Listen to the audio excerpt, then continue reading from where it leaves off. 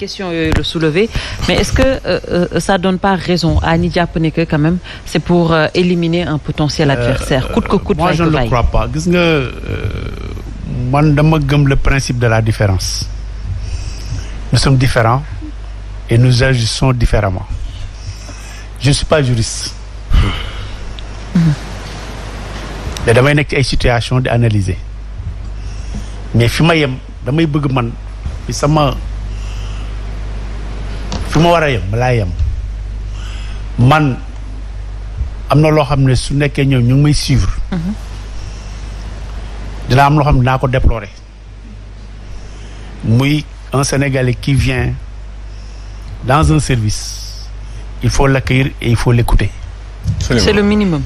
Ça c'est le minimum, ça par élégance il faut quand même. Tout à fait. Surtout qu'il soit un député. Je crois que accueillir ko waxtaan ak moom am na fu may d'accord ak Sëñ Saliou fi mu ne s'il y a une disposition qui confirme effectivement la position nga notifier leen ko. Et la deuxième chose c'est que dama bëgg aussi des fois ñuy waxtaan ne ñaareel également les juridictions concernées ci situation yu mel nii dañu war di dimbale Sénégalais yi parce que man j'aurais aimé que kenn ci institution yooyu kenn ci service yooyu soit au niveau du ministère de la justice wala peut-être au niveau de la cour d'appel ou bien d'autres en tout cas des magistrats ou bien des gens assermentés wax ak Sénégalais concrètement qu'est-ce que la loi dit par rapport à ça parce que le jugement n'est pas encore définitif ça nous sommes tous d'accord oui. Et quand un jugement n'est pas définitif qu'est-ce qui doit se passer? Moi je sais pas la réponse à cette question. Non, la réponse elle est claire hein. Elle est claire. C'est votre avis. C'est suspensif juste pour certains cas. C'est votre avis. Et pour ce cas bi malheureusement bokku ci. Voilà. Xam nga loolu yëpp. Non, pour ton c'est un débat ku nekk dañu joxe un point de vue. C'est pourquoi j'accepte le principe de la différence. Mais man duma dugg ci loo xam ne aussi damay romb ñi di sëgg. Ça c'est ma philosophie. Te kenn mënu ma ci dindi. Non, la décision elle n'est pas s'il vous plaît mon cher. Non, pour Sénégalais rek. S'il vous plaît mon cher. Comme da ngay laajte non waxuma laajuma man li may wax je m'adresse aux téléspectateurs et je m'adresse aux structures de pouvoir qui sont concernées par la situation. Moi j'ai une manière de fonctionner nangul ma ko comme ni ma la nangul la ngay wax nga ba jeexal dogguma la. Je tenais juste à préciser aussi que on a essayé quand même benn juriste ci côté Benno Bokk Yaakaar sur le plateau mais je pense que bon peut-être ils sont un peu mal à l'aise par rapport ak yenn décisions yi mais à chaque fois que tu les appelles pour ñenn ñi maîtriser wuñu trop donc ils pourront pas venir ñenn ñi tontuwuñu ñeneen ñi amuñu autorisation bâtonnier donc on a insisté quand même pour avoir yow xam nga nag bu leen fi sang jour tamit la loi est claire xam nga man su ma nekkoon juriste ku ma woo damay ñëw ñoom bañ nañ ñëw bu ma nekkul damay ñëw parce que aussi nul n'est infaillible tout le monde commet des erreurs nous sommes la perfection n'est pas de ce monde absolument mais man li ma xam dans une situation dama koy wax xam nga léegi maintenant man ce que je demande aux autorités c'est qu'elles s'adressent au peuple sénégalais wax leen concrètement ce que les textes réglementaires ont prévu en la matière. Si effectivement Sonko doit retirer ses fiches mu dem retirer ko su nekkee am na beneen possibilité ñu wax possibilité boobu lan la su nekkee am na aussi un facteur bloquant ñu xam facteur bloquant boobu loolu la lan la mais man du ma fi nekk di wax ci loo xam ne jànguma ko jàngaanuma ko du ma ne fii di aventure di dire des choses yoo xam ne je ne les maîtrise pas mais su nekkoon code électoral dinaa ci mën a wax mais su nekkee nag au-delà de ça devient autre chose mais li ma jàpp mooy pour permettre aux Sénégalais de comprendre et d'éviter quand même certaines discussions autorités ils ont l'obligation de nous parler man loolu laa gëm su nekkee ne quelque part am nañ information bu ñu comprendre wala procédure bi dafa am noo xam ne dafa ko tëddee te waru doon tëddee noonu wala ñun am na luñ comprendre ni ñu comprendre te ñun waruñ comprendre noonu que les gens nous aident à comprendre au mieux man c'est ça laa mun a wax ci problème bi. mais pour ce cas de figure est-ce que du difficile un peu qu'il sorte pour expliquer. Non mënul difficile pourquoi mu difficile parce que peut-être c'est pourquoi mu difficile parce que au Sénégal ñi war a wax duñu wax généralement et c'est ça le défaut cas situation yi mel ni je crois on doit parler aux Sénégalais. On doit parler aux Sénégalais. La DGE a essayé de parler aux Sénégalais. Non, la DGE a fait son job. Maintenant, par rapport à la loi et tout ça, c'est pas à la DGE de dire qu'on va faire ça et ça et ça. Ça, c'est pas de sa compétence. Kooku juridiction yi ñoo am compétence boobu. Parce que quand vous relisez que la note de synthèse bi jël par exemple le truc bi tënk le jugement bi amoon à Ziguinchor l'ordonnance mais ça non même le texte le contenu même mais da ngay gis ne y a des choses sur lesquelles on peut discuter fii ba suba xam nga et ku ci nekk am nga te sa interprétation mais loolu li koy andi c'est que loolu li tax nag mu leer parce que lu mu leer c'est que la bonne parole soit dite. D'accord. Et là où il faut le dire. Loolu laa amoon sur cette question. Man je ne m'aventurerai pas à dire des choses que je ne maîtrise pas. C'est ma philosophie dañ ma ko nangul mais li ma jàpp te di invité mais le fait que ñuy poser cette question n'est que peut-être même par rapport même suñu rombee étape des jeux tout ce qui s'est passé c'est pas pour éliminer un adversaire politique vous n'êtes pas d'accord avec ça. Non loolu bu ñu bëggee dugg débat boobu man mun naa andi ay yoo xam ne je dis non il y a des antécédents yoo xam ne dañ ci war a taxaw aussi. Attention hein. Man sur le cas de Ziguinchor d'accord mais am na question yoo xam ne par exemple ma sœur là moom dugg na ci question yu bëri invité nag situation yu bëri wax ko fii mais je peux faire la réplique et peut-être de très belle manière parce que aussi nous sommes tous des Sénégalais xam nga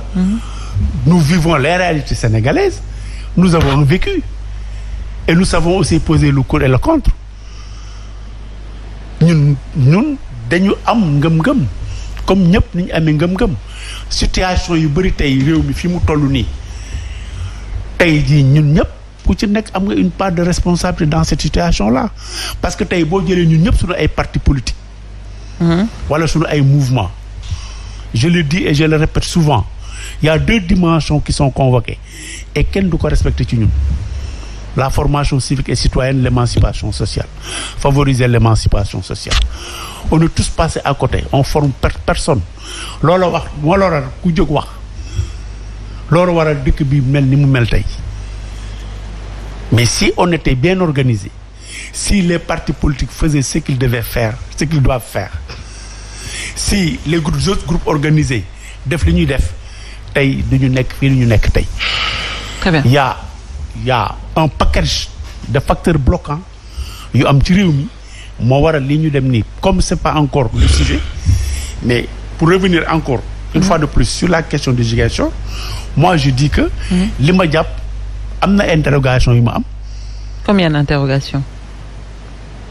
Qu'est-ce qui se passe réellement entre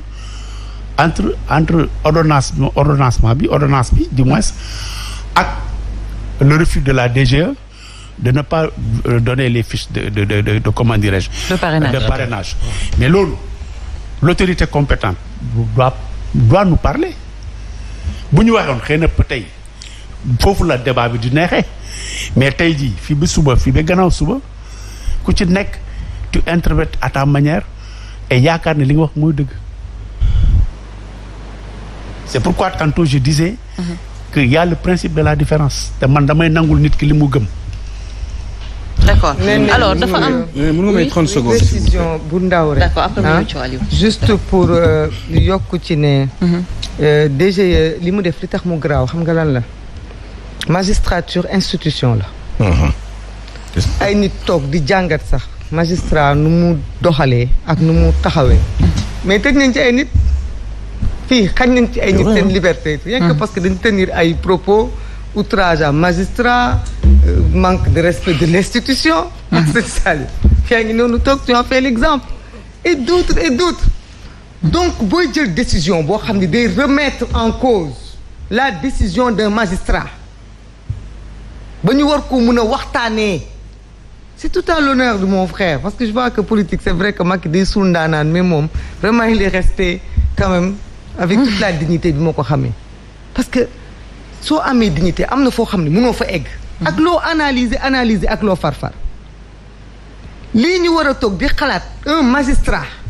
nga xam ni ku ko wax loo ko warul wax ñu jàppale tëj la ku ko xalaatal sax ñu ne la offense outrage mais loolu moo tax DGE li mu def waru ko woon def parce que magistrat moo rendre une décision magistrat bi nee naa la moo am sañ-sañ jàpp Ousmane Sonko fële yóbbu ko ca kaso ba tëj ay jigéen fële ca camp pénal ba ñuy xiifal ba tey ñu sonn ku dul magistrat sañoo ko ku dul justice sañoo ko ndaxte Ousmane Sonko du doole lañ ko ëpp du ay mbokk lañ ko ëpp du xaalis lañ ko ëpp xam nga lan lañ teg ci kawam la justice lañ ne ko justice moo wax lii munoo ci dara ñu tënk la daal di say buntu kër ñëw jàppale ñu ne c'est la justice ñun ñëpp devant la justice qu'on soit d'accord qu'on soit pas d'accord dañuy plier wu. on se soumet seen Saliou dañ ko tëj ci kaso bi. d'accordul mais rajax tëj fii mu ngi nii fees dell Rebeuss surpeuplé ñu ngi am ay matta ki fel mais justice moo leen fa yóbbu. am na ñu bëri ils clament leur innocence defuñu mais justice moo leen ko teg léegi cette même justice sort une décision mais nañu utiliser tam suñu ay xel quoi ak lu ñu ak dëkk bi lu mu métti métti justice boobu naka lay jëlee décision DGE war koo accepter mu neex ko mu naqari ko la DGE n'a pas à prendre parti fii DGE dafa far bay ut nag di jàppale nag day jàppale état ndax ñii dañu nekk di def recours bi mën naa am mu baax ak mu bon mais DGE moom mooy kan loolu du rôlam quels que soient les résultats de ce recours déjà le recours n'est pas suspensif et même s'il y avait recours ce n'est pas à la DGE de préméditer de ce que les autres magistrats diront ou ne diront pas c'est la loi stricte simple man ku ma bëgg a téye ma génn ci mbedd mi nga ne ma da ngay jaar fii lu dul justice nit sañu ko def sama kaw kon loolu ñu bokk muy justice tey moom la ñu jël piétiner ko ci mbiru élection def nañ ko nee naa la boobu ba léegi ci ay procédures mën nañ ci wax suba ba ngoon et on est convaincu que Ousmane Sonko est victime ndax la preuve même nii ñu ko boddee de façon arbitraire jàpp nga nit ki nga ne contumax la signifié woo ko amoo ordonnance mais dem nga ne DGE génnee ko ci liste bi DGE sans réfléchir sans te demander la preuve moom it génnee na ko ci liste bi tey nga wëlbati ko justice ne delloo ko ci liste bi DGE taxaw di layam-layami ni ko dàmboo ji waxee naan non am na décision bu nekk di ñëw nanu xaarandi fii léegi fukki fan wala fukk loolu yoonam nekku ci alors que aucun pouvoir n'a été déposé. nañu arrêté bu ñu amee yeneen procédure avec Ousmane Sonko itam dañ koy jox ay fiche am mu dem wuti parrainage am fii nag xam nañu ni fii ba 25 février Ousmane Sonko est dans leur collimateur et ñoom ci seen bopp wane nañu ko parce que comment maintenant nan la ñu mën a waxee sénégalais yi ak waa gëm sa bopp ak yeneen parti yi continuer leen processus bi avec cette DGE yow yaay organiser yow yaay arbitrer salaamaaleykum prip nga wane foofa léegi ñoom au soir de ces élections là ñoom nan la ñuy àttee fan la ñuy far ñoom amuñu pour far comme li ma la wax ñoom dañuy jot ay ordre de l'état central parce que nee naa la ñun li tax ñu mun cee wax